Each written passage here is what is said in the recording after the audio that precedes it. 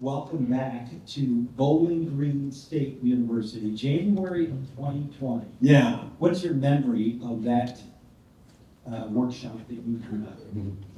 We had a fantastic experience. I brought Chris Romora, one of my lab fellows out with me.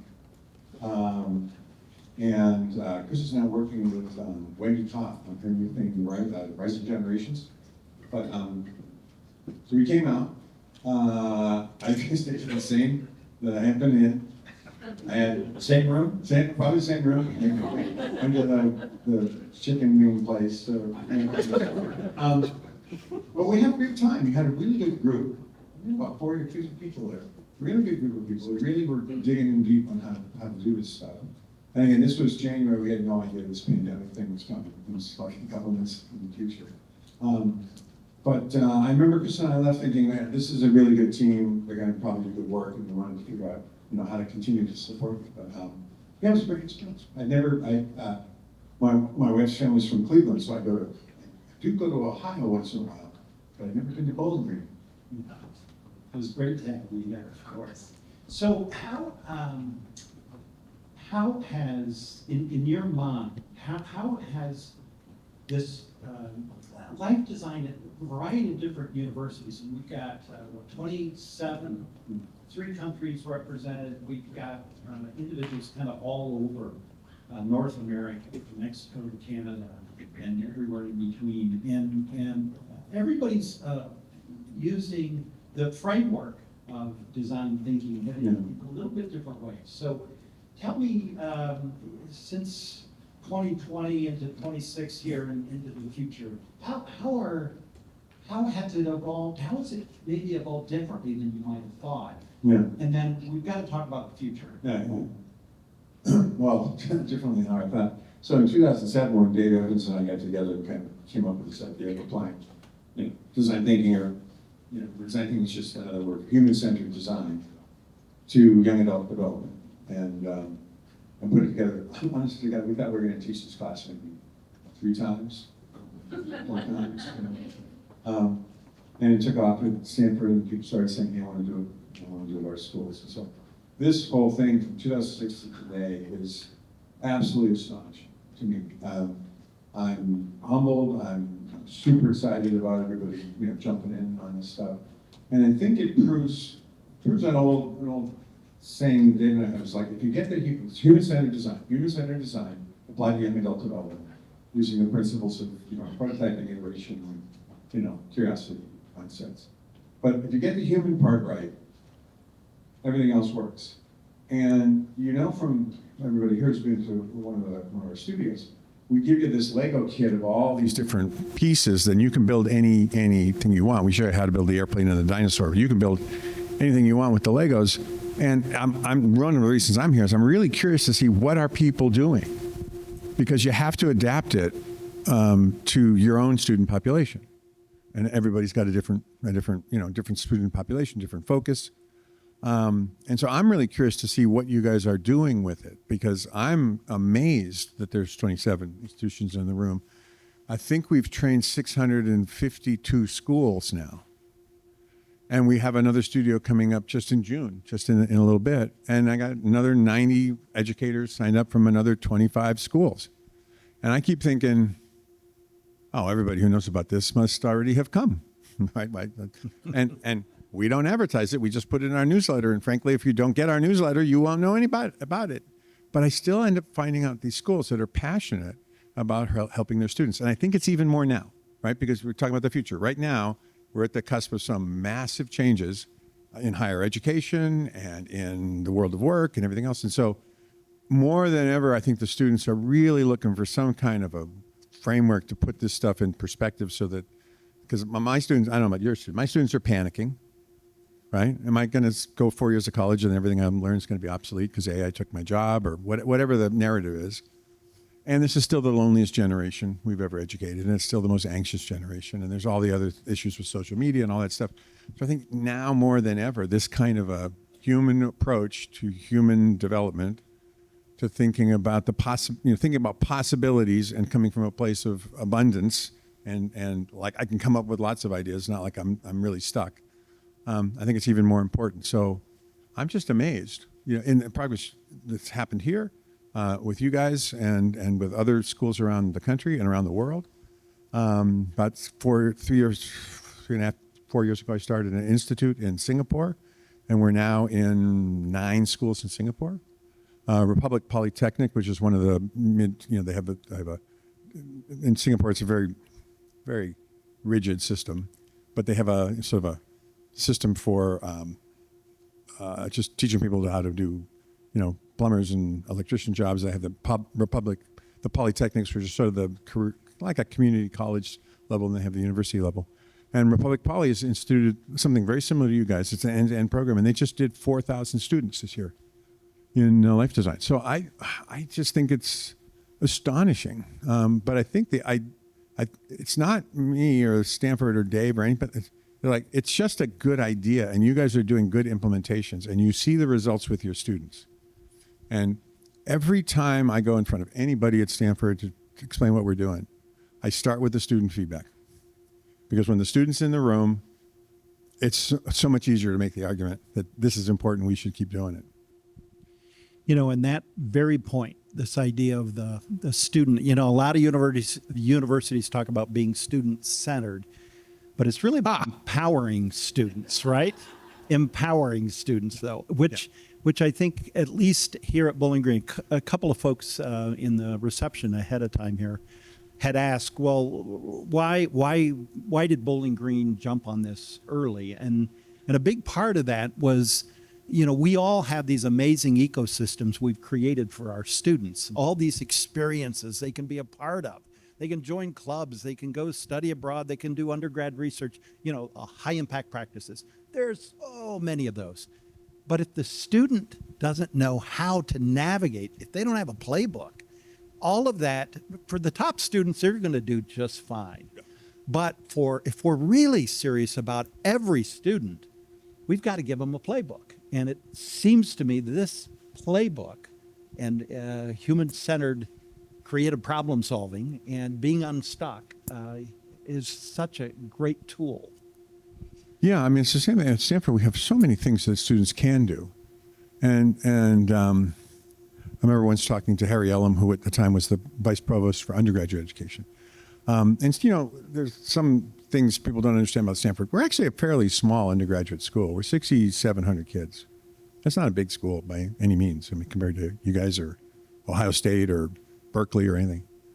But what he wanted to get rid of what he called the ballistic student. I come in, I declare computer science, I do 4 years, I leave. Because then you miss the whole darn thing, right? We run, you might run, I don't know if you guys run the 25th reunion exercise in your classes, but I run it every year. And I go, yeah, I guarantee you at your actual 25th reunion, nobody's going to be talking about that cool chemistry class or that really hard problem set in psychology. They're going to be talking about the club they joined. They're going to be talking about the social and emotional experience of college. And that's really what it's for. And I think, I'm thinking about what's education in the world of post-AI, it's all going to be social emotional learning. 100%.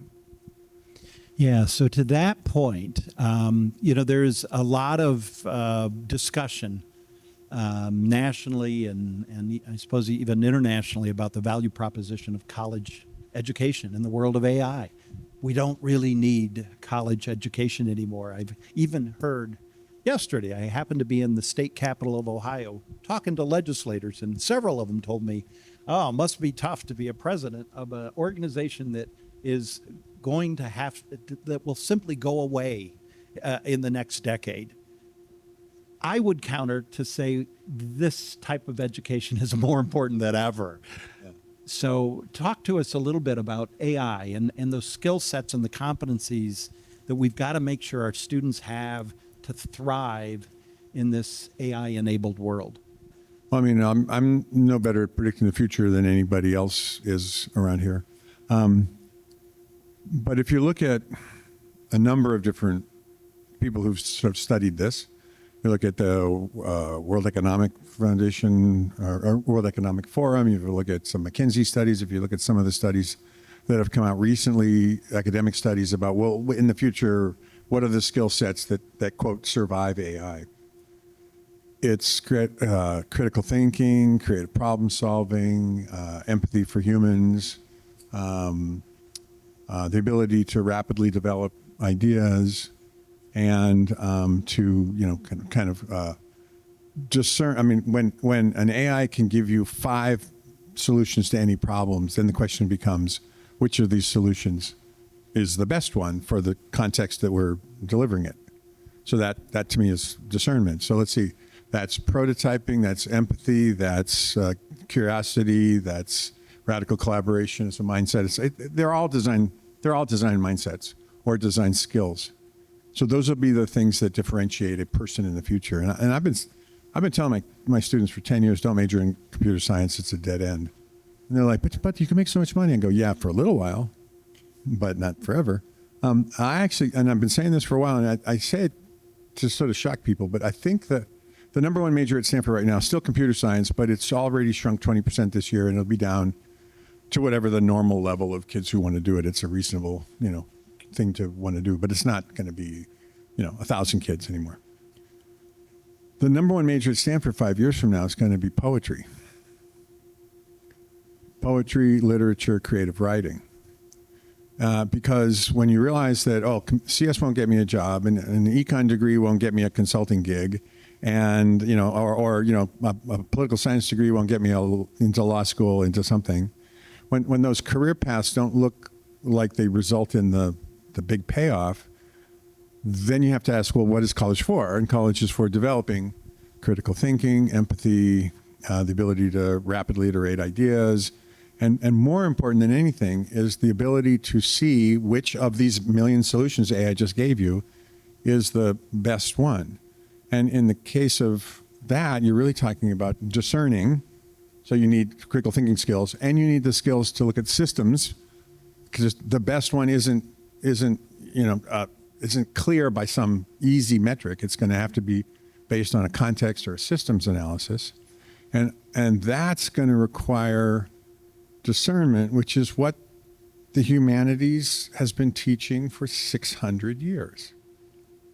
The ability to look at a complex problem and understand from a variety of points of view, which is I'll call it the optimum answer, because there is no best answer.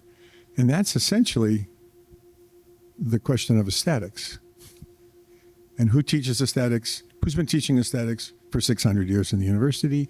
The artists, the humanists, and the people who are looking at, again, get the human part right, and everything else is going to work. So I think that's what everyone's going to want to study, because that will be the role. Suddenly, that's the thing you have to study to get a good job. I still don't like the I study to get a job linkage, but in this case, if you're teaching English, keep doing it. If you're teaching literature, Shakespeare, you want to learn discernment? Read all. I just found I have a book of Shakespeare's sonnets, and I've just been rereading them. You want to learn discernment? Read Shakespeare's sonnets. So to that point, this idea of in humanities, how many years? 600 years, at least. Well, I mean, Oxford's 650 years old. So right? Go back before that even, right? I mean, when you think about it. But here's my question. So those competencies, those skill sets, those are not easy to develop. No. And then how do we assess? How do we ensure that we are intentionally developing those skill sets in every student? Not just the brightest students, but every student. Well, it's interesting. I mentioned we spun up this institute in Singapore. In Singapore, they're very rigid with their education. They want to know, how do you assess everything? And they don't teach creativity because you can't assess it. And I go, well, actually, that's not true. We've been teaching creativity for 70 years at Stanford, and we know exactly how to assess it. The assessment of your ability to discern is called critique. We give you some problems, you create the solutions, you propose, the best one, and then we do a critique of that decision. And through the process of designing and critiquing, you learn the pattern matching of good decision making. And it's a little. You can't just run it through a scan. You can't, circle some bubbles on a test and run it through a scanner. And so everyone has to learn essentially to be an art professor at some level, right? Is to understand how do you critique complex solutions to complex problems and to guide the student towards the set of patterns that yields the best possible system solution. We know exactly how to do it. It's just a little bit different than grading a math exam. But grading a math exam won't matter because the student can get the answer on his phone to any problem. One of my colleagues who teaches one of the most difficult mathematics-based, dynamics class, and he's doing vehicle dynamics, how do autonomous cars figure out where they are in the world. It's a ton of math. He said, he came into our staff meeting a couple of months ago and he said, I just put the hardest problem in my final for the most difficult, for the advanced kinematics class into chat. And I said, not only solve the problem, but tell me how you did it. And then he showed us the solution step by step by step. He says, this is better than the solution I published. I said, what are you going to do when all the students come to class and say, I've got the answers to all of your questions. Why am I here?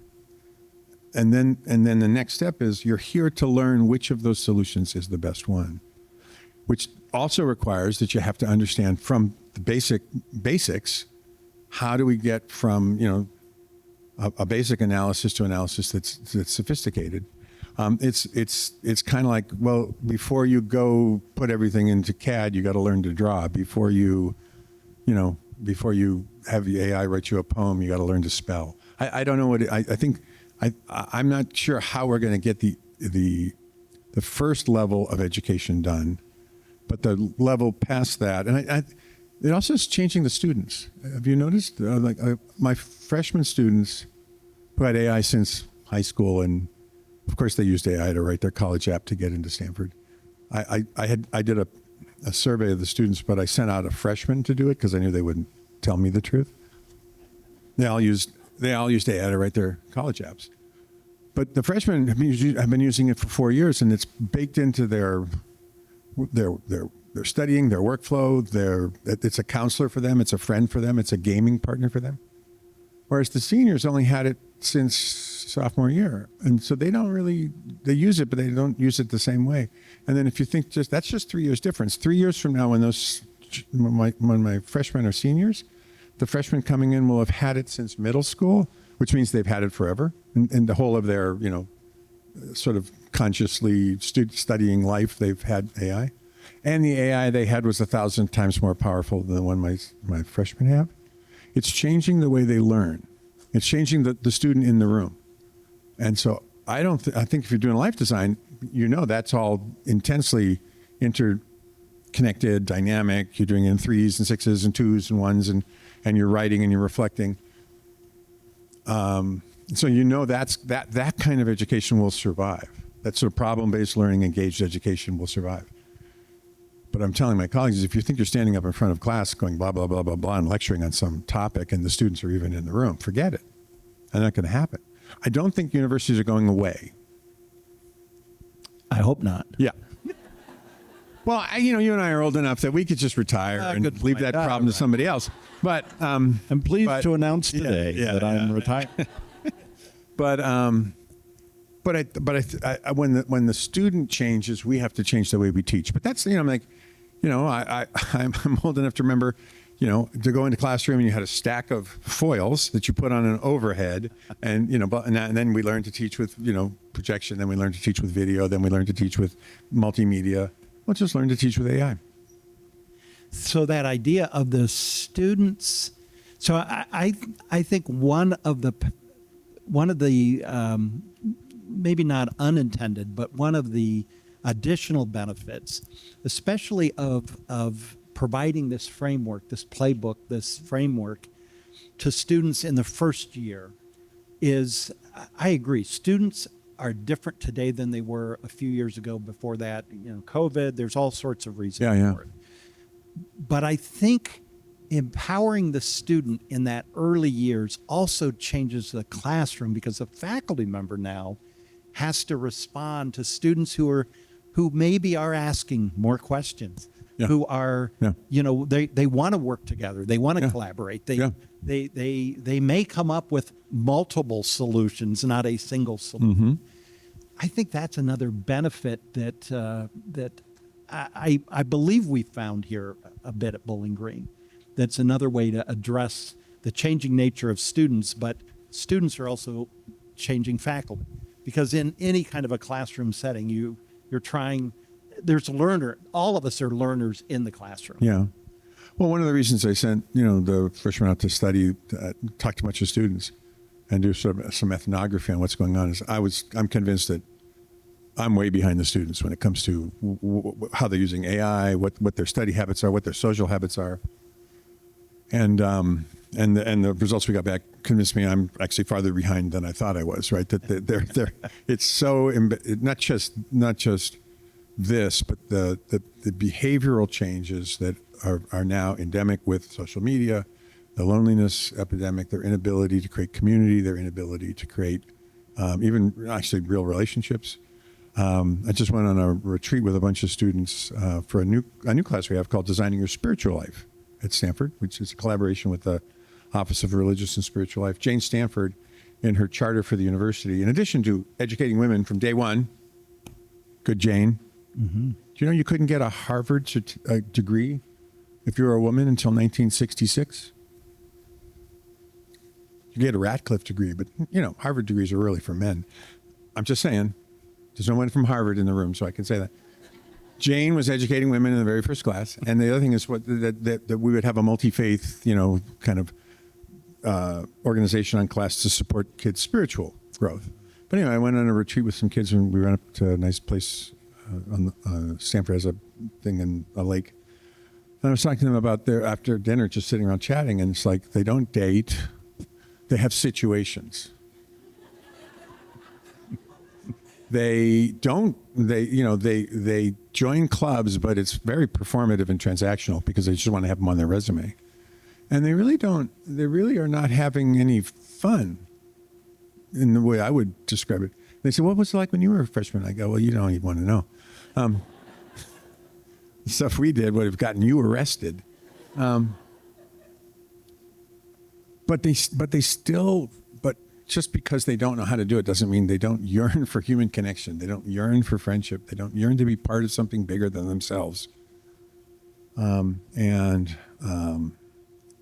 got to support that. And particularly now when they're so worried about AI and other things, we have to support their human development. And that's what the class is all about. And that's what you guys are doing, which is why it's so important. And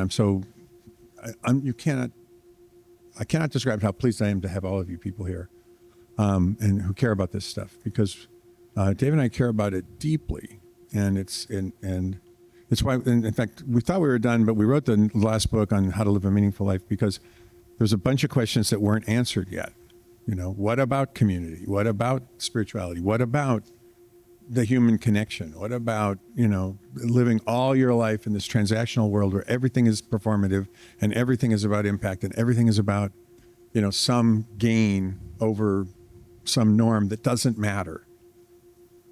And so we thought there was maybe one more conversation to have about what it means to be a human being.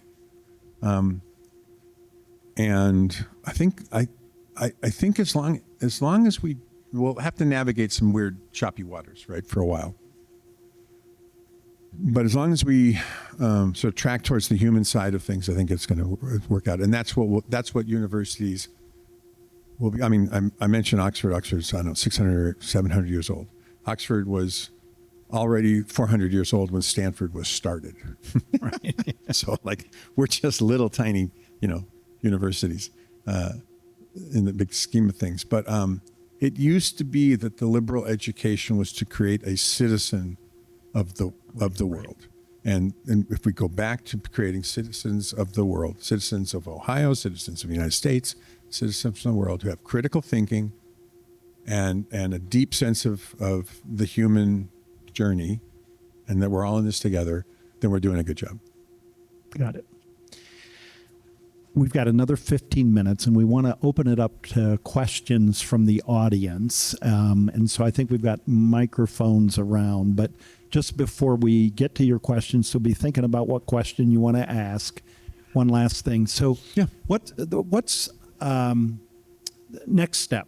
Let's step forward in another 5 years. What are some innovations that you would like to see tested out, to prototype?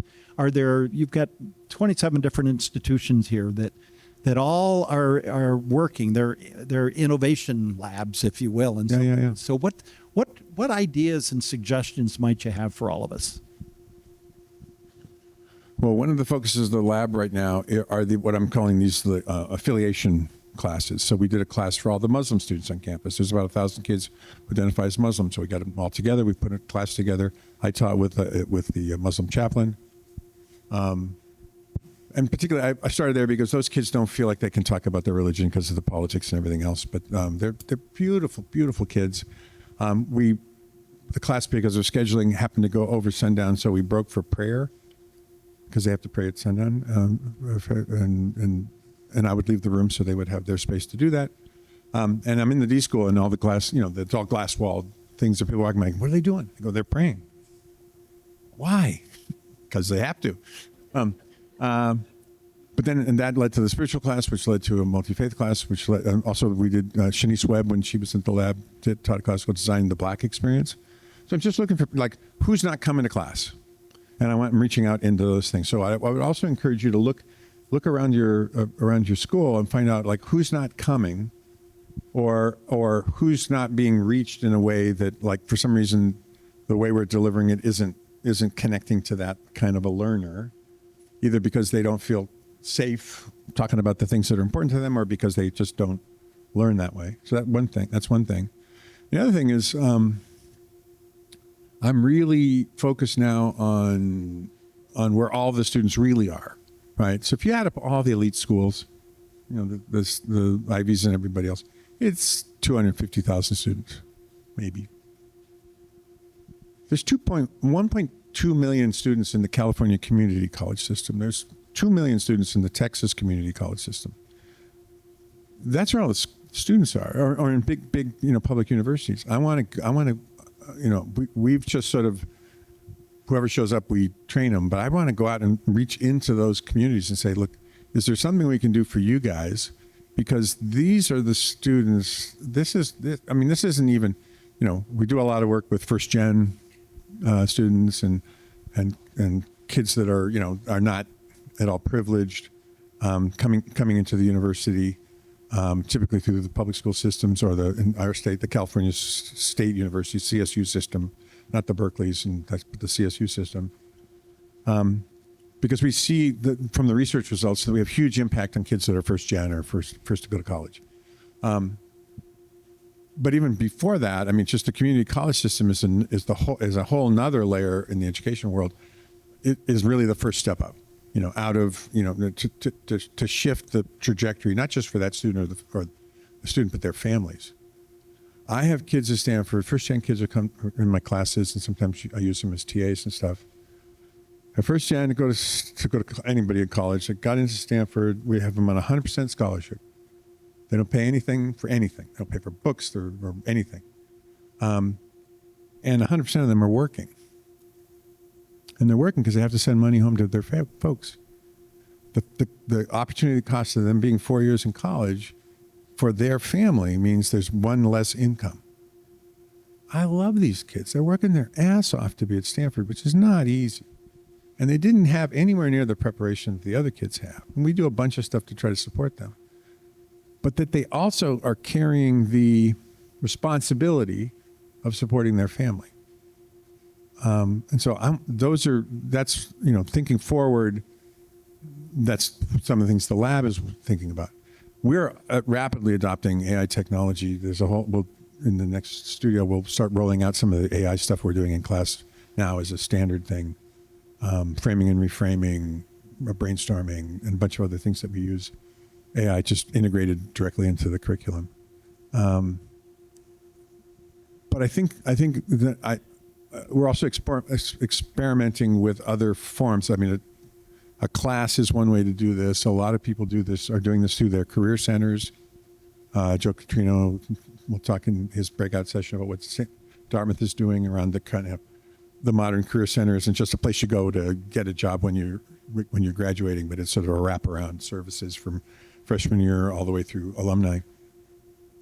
So I'm curious about those kinds of models. I'm curious about models that aren't classes, but are some other kind of intervention, pop-up, something like that. We do a lot of those as well. And then trying to understand what's the modality of remote learning through an AI agent that still has the human component in it somehow. So somehow we're still in triads. We're still talking to each other. There's just another facilitator in the room. If you enter the prompt using the framework from the book Designing Your Life by Burnett and Evans, how would William Burnett answer this question? And then you give it a life design question. And I've done this a couple of thousand times. You will get an answer that sounds just like me. They've obviously ripped off all the books and all the talks and all the videos and stuff. But I'm wondering about AI. You know, you can have AI office hours with a bunch of professors now at Harvard and a bunch of professors at MIT. So that's sort of weird, isn't it? But you know, I don't. So you know, what happens in a fully digital mediated world where everything goes through an AI agent? Can we still have a conversation? Can you and I still have the human in the room? Well, I did ask AI a couple of questions of what they thought, and you answered it exactly as AI said. Let's open it up for questions that folks may have in the room. Hey, good morning. I'm Nathan. I'm from UT Austin. I have a question for both of you from the perspective of life design and also from the higher education leadership stance. So many of us, I'm sure, especially coming from states, public universities in states where civic education is a key focus right now. Restoring public trust is something that a lot of our administrators are talking about. These are certainly things that some people are taking it from like a perspective of, if all of our students read more Plato, everything's going to be fine. Other people take it from a lot of other perspectives. So I would love to hear both of you talk about how do we thread the needle of civic education, restoring public trust, and how life design can be a part of that solution. You start. So I think, actually, I think it's quite easy. Maybe not easy, but I think, as I mentioned just a second ago, you know, yesterday I spent down at our state capitol talking to legislators, and you know, what I've noticed is they care deeply about student success. They're worried a lot about the jobs of tomorrow. Because if, in fact, there's huge economic disruption, you know, their political base changes as well, right? And so maybe that's a transactional piece, but I think many of them are truly thinking about what is the future of the state, country, world. And Bill, you kind of answered that a bit because I think often in higher ed, what we talk about is we talk at a very high level about we are creating, you know, thoughtful citizens of the world.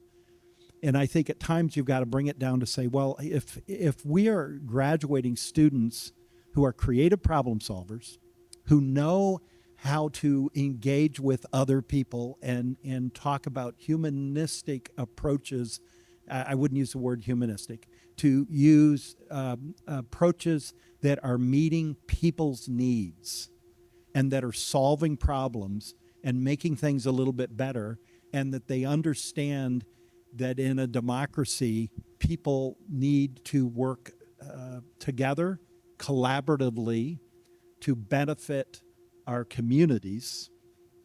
They say, well, yeah, that's what I wish higher ed would be doing. But what you're doing is teaching Shakespeare. I mean, that's kind of, they flip to the one extreme. So I think it's important that we talk about the skill sets and the competencies that we're developing in our student, regardless of major. I was at another event earlier that, and I won't mention it, it's a global company, CEO, chairman of the board, one of the larger American-based companies. And his comment was even, honestly, majors we ought to throw out.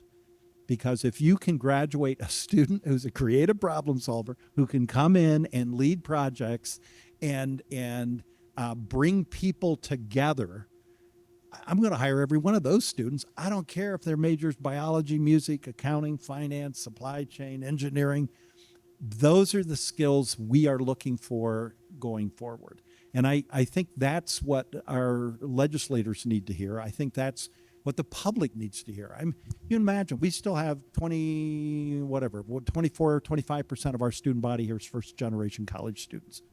Those families, the reason the student is here is because they hope that they're going to have a life that's perhaps better than what the family had, perhaps, but they are absolutely thinking about career and economic outcomes. And often we in higher ed, we've got to connect both of those fit together. It's not one or the other, it's both. And so I think those skill sets, especially in the world of AI, are going to be more important than ever. I agree with everything you said, and I don't think it's just bad messaging. I do think higher education kind of got off on a tangent and lost track of who it was for. And I'm all for, the life of the mind. College is about developing, the intellectual and emotional capabilities to understand a complex world, and that's the humanities. And everyone should learn in the humanities. Everyone should learn a language, but maybe that language is Java instead of French, whatever. But I think you could talk about skill sets, and then another way of talking about it is workflows. So when I got out of school, when dinosaurs roamed the campus at Stanford, to be a design engineer, you had to learn drafting. Drafting was a system of putting on a piece of paper a 3-view orthographic drawing, front and side view, of a 3-dimensional object that could be reinterpreted to create the object, even though it was only a 2-dimensional thing. Very complicated to learn. You had to learn to do that. I was really good at that. And then along came CAD, and first it was lines, and then it was surfaces, and then it was solids. And so in the old days, I'd do a sketch, a draftsman would do a drawing. The drawing would go to a model shop. The model shop would make a thing, and about 4 weeks later, I'd get my thing.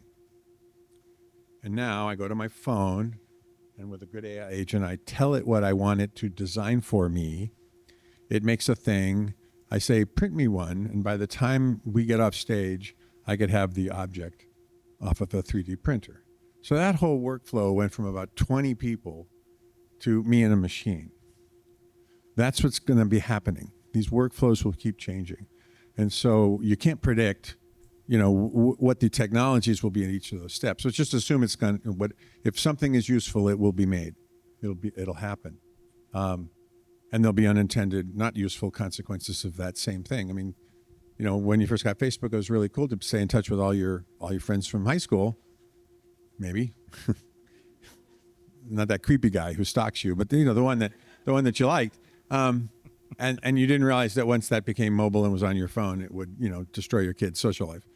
But these workflows will just continue to change, and then what happens, I think, at the other end of that is, oh my God, everyone can be an artist, and everyone can be a designer, and everyone can be a poet, and everyone, I was on the admissions committee for a graduate school design program, and I would review hundreds of portfolios every year, looking for the best portfolio, the most creative kid. Any kid, exiting high school can have a portfolio that would blow those portfolios away.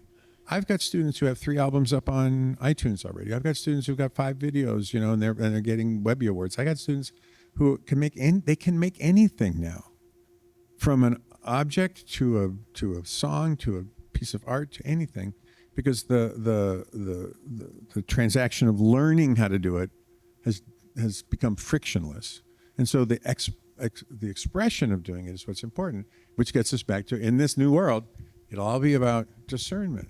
If everyone can make art, how do we decide whose art is the most valuable, or the most beautiful, or the most sensitive, or the most something?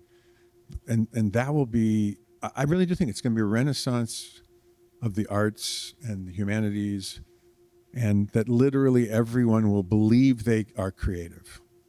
And that's a completely different world than the world we live in now, where the creatives are over here and everybody else is over there. One last quick question. Does anybody else have one last quick question? Right back here. Hi, I'm Jen Stucker in the School of Art and teach graphic design. So I appreciate everything you're saying about the arts here. And thank you for just keep continuing your legacy on that. When you were talking your first book, Life Design, you mentioned that people have 3 careers over their lifetime. Have you seen in higher education, thinking about audiences that are absent, non-traditional students, are there any models that you see that are thinking about continuing it, or how Life Design might be addressing that versus buying a book and reading the book? How might we inculcate that in the classroom? Yeah. I mean, well, you've got colleagues all over the room here who are doing some version of that around the country.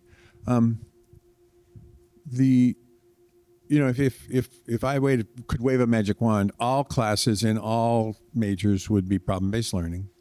All classes in all majors would be human-centered around the learner's style of learning, and we wouldn't have to teach life design because it would just be something everybody does all the time, right? They do multiple. It's 3 not 1 answers. It's multiple prototypes. It's using an iterative process to discover the solutions, not some kind of linear regression thing. But I don't know. I mean, and then the idea of like, why do we have majors? If you really look at why we have majors, because that's what professors teach. I got a bunch of professors who teach mechanical engineering. We got a mechanical engineering major. Got a bunch of professors who teach, Shakespeare. So we have a literature major. It's not organized around jobs for sure, and it's not organized around the student experience for sure. And the data says 10 years out of school, less than 20% of our students will be using anything that had to do with their major of study. So even the linkage between majors and career success is pretty weak longitudinally. So I would, in my perfect university, it would be problem-based learning, life design would be built into everything. There would be no majors.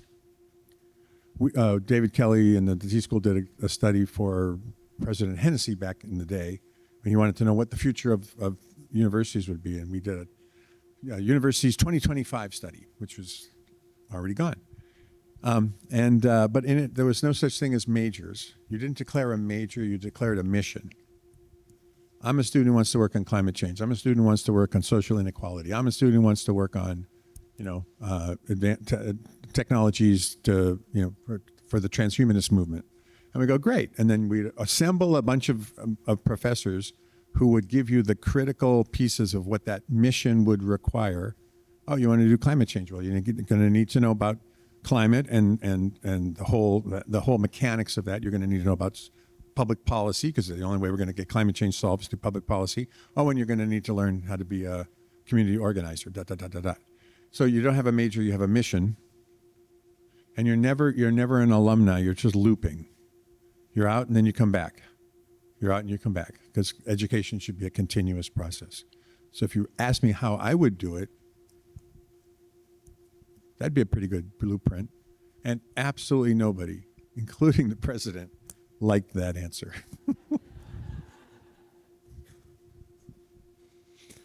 David doesn't care. He's got tenure.